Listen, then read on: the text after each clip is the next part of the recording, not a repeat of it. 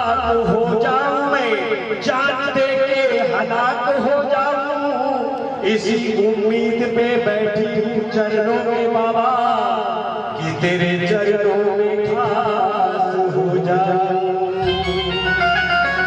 भाई इस तरह से बाबा के दरबार में क्या कह रहे हैं?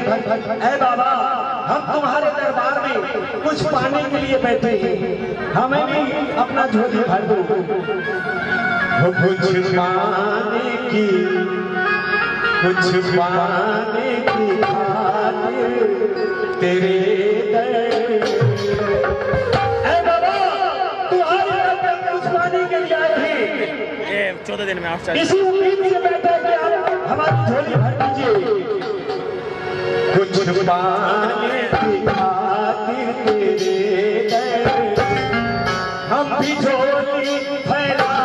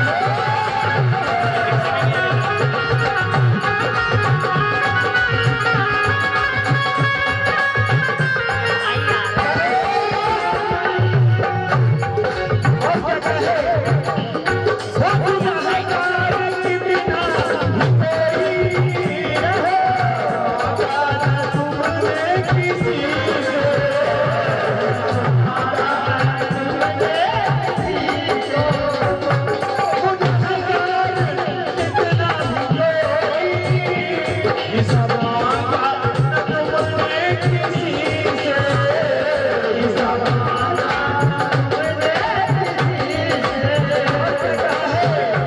क्या कहे वो तुमने औलाद है बाबा, है बाबा, तुमने औलाद अपना समझ कर क्या है, तुमने औलाद अपना समझ कर क्या किया है, वो तुमने औलाद अपना समझ कर